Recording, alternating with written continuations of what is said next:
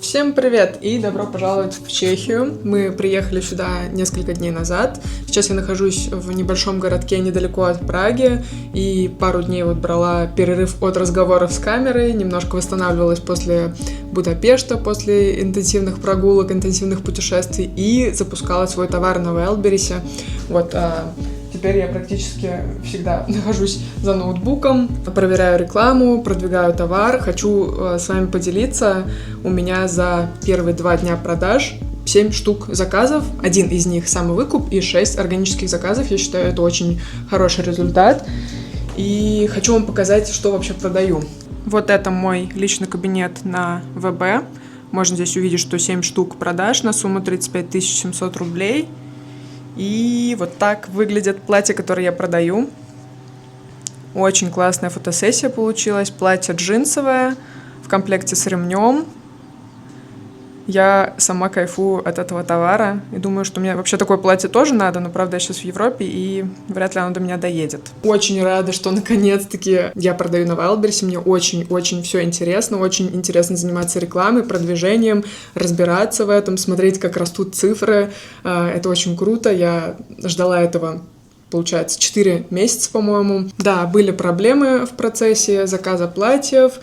Из-за этого произошла задержка. Так я могла бы уже, наверное, месяц или 1,5 назад запуститься, но мы заказали платье, вся партия оказалась бракованной. Так уж случилось. Пришлось ее возвращать, пришлось искать новый вариант платьев. Сначала заказывать образцы, смотреть, чтобы все было хорошо, а потом заказывать целую партию. Короче, очень много всего.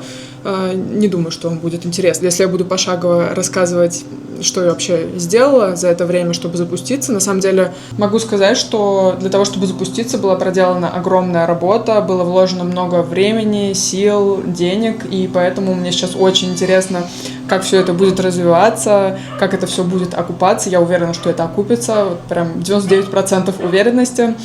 И сейчас нужно только продолжать работать и вообще смотреть, какие результаты будут. На самом деле, я даже не очень расстроена, что мне пришлось потратить больше времени на запуск, чем планировалось, потому что я предполагала, что такое может быть. У меня нет какой-то спешки, у меня есть достаточно времени, достаточно денег, чтобы прожить и чтобы еще вкладываться в товар и ждать, пока он окупится. Поэтому, если бы у меня этого всего не было, этих ресурсов, то я бы вряд ли стала даже запускаться на Wildberries. Я запускалась с мыслью о том, что даже если что-то такое произойдет, что у меня не получится, что у меня не получится запуститься, или не будут покупать, или что-то еще произойдет, то я смогу прожить с этим. И поэтому мне на душе спокойно, даже зная, что какие-то задержки есть, и что не всегда все получается вовремя и быстро. Решила съездить в Прагу, посмотреть, как оно там, что там, и чтобы добраться из этого поселочка, где живет моя сестра, мне нужно ехать либо на автобусе, либо можно на поезде. Конечно же, я выбрала поезд, потому что я их люблю больше. Вчера здесь гуляла, видела уже, что за поезда. Они прям малюсенькие такие, маленькие, 1 вагончик ездит. Надеюсь, что я на нем и поеду, а не на каком-то другом. И чтобы дойти до станции, нужно идти по такому полю просто зеленому. Это очень клево. Вчера тут тоже снимала видео с дрона. И там есть еще желтое поле цветов с другой стороны. Короче, необычные места, поля. Очень красиво.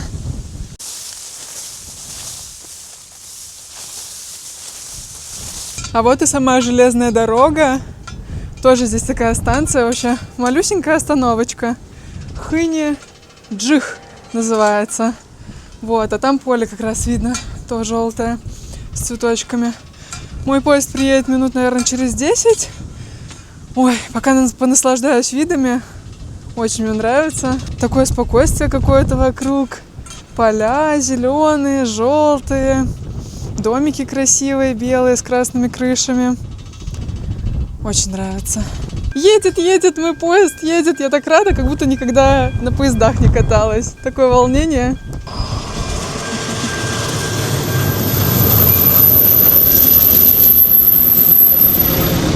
Где тут заходить-то, знать бы.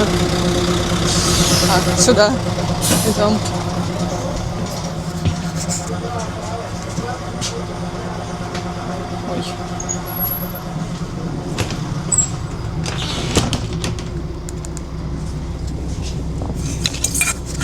прикиньте, я в поезде. Да, меня радуют такие мелочи. Да, я радуюсь такой фигне. Могли бы вы подумать, что это фигня, а для меня не фигня. Потому что в жизни надо радоваться мелочам всяким. Вы когда-нибудь катались на таком маленьком поезде? Я никогда. Вы только посмотрите на эти поля, на эту красоту. Господи, я сейчас заплачу, отвечаю. Ну как так красиво? Я не понимаю. Блин, ладно, здесь трава. Ехать до Праги мне практически целый час, 50 с чем-то минут. Проезд стоил 66 крон. Я покупала онлайн билетик. Сейчас вот, кстати, у меня проверили по QR-коду, все хорошо прошло, а то я переживала. И у меня нет интернета. Проблема в том, что я сейчас приеду в Прагу, и мне обратно надо будет как-то добраться до вот этого городка, Хыня он называется. И там уже будем по факту смотреть, откуда я поеду, на чем поеду, где-то, может, Wi-Fi найду, чтобы посмотреть, как доехать. Очень мне нравится, когда нужно разбираться по факту. Вообще еще со школьных времен мне очень нравилась идея о том, что можно уехать куда-то в незнакомый город, потеряться там, бродить там целый день, а потом искать дорогу домой. Возможно, такое должно пугать, но не меня. Меня это, наоборот, почему-то забавляло и вдохновляло. Наверное, поэтому я решила путешествовать и вообще путешествую практически всегда одна, без какого-либо серьезного плана, уезжаю в разные страны, города и не знаю, когда вернусь. Мне кажется, это называется приключениями, и меня такое не пугает, а наоборот, мне очень нравится, мне от этого кайфово, и оно меня вдохновляет.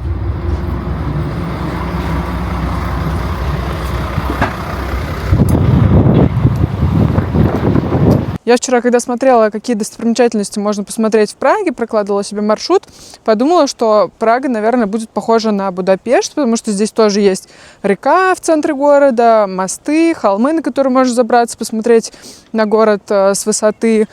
И, наверное, я возложила большие ожидания на Прагу. И пока что я вот уже гуляю тут больше часа, прошлась немножко по городу, забралась на холм, и вот ожидания мои пока что не оправдываются совсем. Как сказала моя сестра, она до этого уже была и в Праге, и в Будапеште, что Будапешт, он больше напоминает Питер, а Прага — Москву. Вот я поняла сейчас, о чем она говорит, потому что для меня это действительно так, что в России Питер я очень люблю, мне прям там очень нравится атмосфера, а Москву, хоть я и рядом с ней всю жизнь, можно сказать, прожила, я не очень люблю и мало там бывало. Вот здесь такое же. Будапешт мне сразу прям понравился, а Прага пока что не очень. Я ей, конечно, дам еще обязательно шанс. Еще похожу, посмотрю, что тут, как тут. Может быть, сегодня погода такая прохладная, и у меня тоже настроение немножко не супер из-за этого. Как-то мне не все нравится. Вот, но не знаю. Просто я в целом предпочитаю спокойствие, где нет много людей, где не шумно. И вот в Будапеште как будто бы было спокойно. А здесь, в Праге, прям сразу чувствуется движуха. Куча разного транспорта, много людей на улицах, прям шум вот этот городской суеты.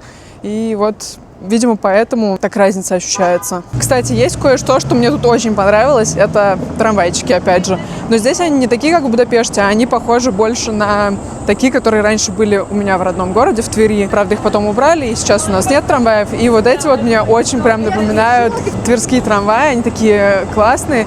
И вот, насколько я теперь понимаю, что когда в Твери планировали убрать трамваи, многие люди были против этого. Я теперь понимаю, почему. Потому что трамваи задают прям какую-то нереальную атмосферу города. Смотрите, тут есть такая прикольная улица. Она супер-супер узкая. И здесь даже есть светофор. Красный загорелся. Мне сейчас нельзя вот заходить. Придется ждать, пока с той стороны поднимутся люди.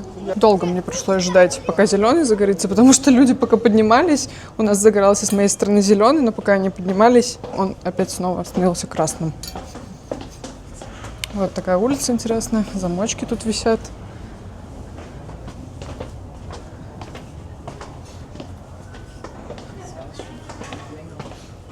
Вот и все. А с этой стороны, кстати, нужно нажать, чтобы зеленый загорелся. О, загорелся. Идем наверх теперь. Будем туда-сюда гулять по этой улице, трафик создавать.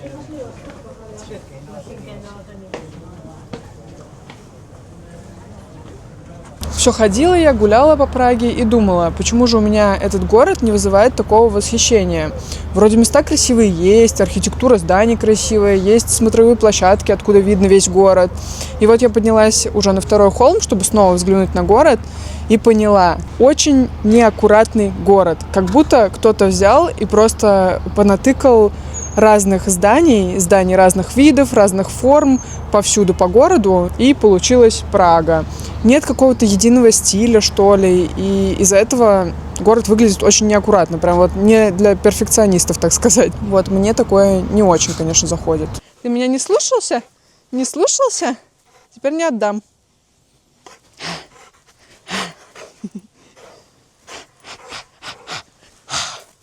Ой, ты маленький такой хороший пес, красивый. Ой, этот пес. Ой, этот пес. Сейчас мы его погладим, он нам отдаст все. Он хитрюга. Пока не погладишь, ничего не отдаст. Все, ладно, последний раз тебя кидаю. Пойду к котам попристаю теперь. А то они там что-то спят. Сидеть. Нельзя. Нельзя. Тьфу тебя. Пойдем теперь я вам котиков покажу. У нас есть два котика. Это Багирка. Знакомьтесь. Багирочка, зайка. А это ее папа, Симуля, Симба. Ты мой хороший. Вот ты меня точно сейчас съешь за это, да? За то, что я собаку трогала. Это мой любимый котик. Это моя любимая кошечка. Будем замок строить? Да. Да? Тут места у тебя немного для замка. Придется нам как-то прибрать тут все твои игрушечки. Да. Ну зачем ты раскидываешь песок? Не надо. Ой, папи. Сюда лучше Папи. собирай, будем что-нибудь строить. Симулечка мой, ну что, тебя на ручки взять? Погладить, мой котик любимый. Мой котик любимый.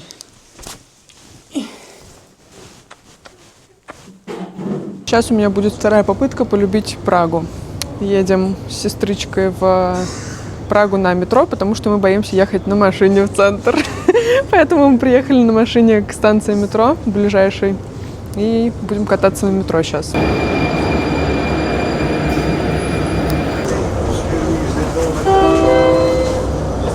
Алина сегодня накрасилась, ее сегодня можно снимать. Вот, теперь вы можете сравнить, насколько мы похожи.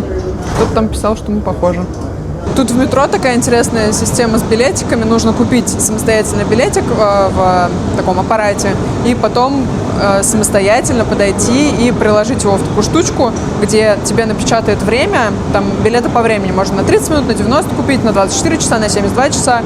И типа ты можешь его пикнуть через эту штуку, где он тебе лазером напишет время, а можешь не пикать, и никто даже этого не проверяет. Я первый раз, когда ехала на метро, я не знала, что нужно пикнуть, и просто прошла вот так, и бесплатно, получается, проехала. Только я сказала, что никто не проверяет билетики, мы спустились уже вниз в метро, и стоят дяденьки и проверяют, чтобы у тебя было здесь написано время. Видимо, станция туристическая, много кто проходит бесплатно, проезжает. И вот хорошо, что мы пикнули в этот раз. Вот интересно, если бы не пикнули, нам бы дали штраф или отправили бы нас назад просто покупать билетики и пикать. В Праге, кстати, очень маленькое метро, тут всего 3 ветки, но они длинные. Вот, и метро такое глубокое довольно-таки. Мы сейчас поднимались наверх на эскалаторе, и прям так высоко. Сегодня воскресенье, и очень много народу на улицах гуляет. Мы сейчас прошлись по центру, по всем таким самым центральным улочкам красивым. Прям толпами ходят люди с экскурсиями всяких разных национальностей. И вот в центре есть на самом деле что посмотреть. Такие милые красивые улочки. Прям хочется, вот глаза разбегаются, смотреть хочется по сторонам. И вот мы сейчас пришли в торговый центр. Тут тоже очень много народу. Смотрите, какие у меня модные теплые носки. А все потому, что мы будем сейчас прыгать на батуте, а на улице холодно. Аделин, ты проживала хоть?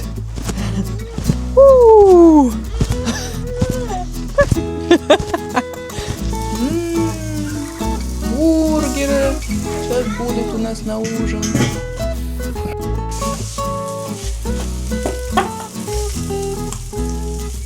Ой, какая вкуснота. Как в ресторане.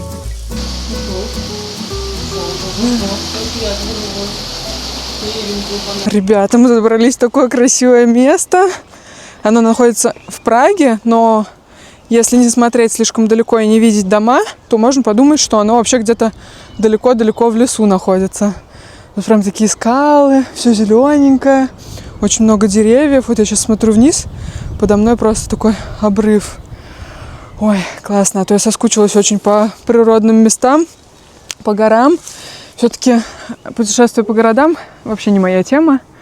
Я могу немножечко, но все равно меня тянет в какую-то природу, в горы. Поэтому я очень рада, что мы нашли такой лесочек. Смотрите, кто там в траве сидит. Это маленький кабанчик. Он даже не убегает, не боится. Ходит, кушает. В Вегас нельзя. Фу. Это я счастливая. Иду в очень красивом месте.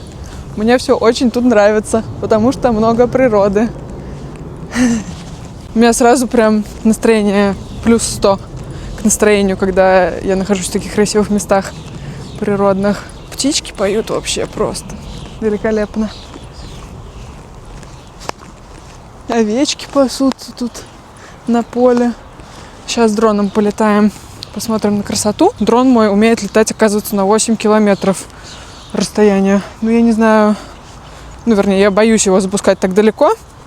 Плюс еще, по-моему, у меня дрон больше 250 граммов, оказывается. И в Чехии вообще нельзя летать с такими дронами без какой-то там особой специальной наклейки. Сейчас полетаем, поснимаем красивое видео с дроном. Я переживала, что не получится, потому что здесь рядом летают самолеты, но все получается.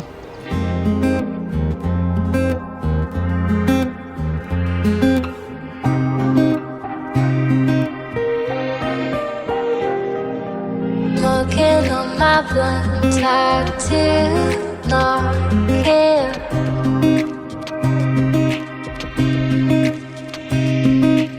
If I stay alone, I will feel it.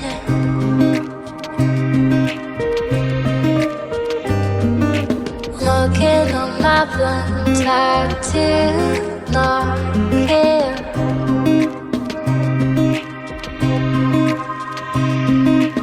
If I stay alone, I will feel it. Раз, прием.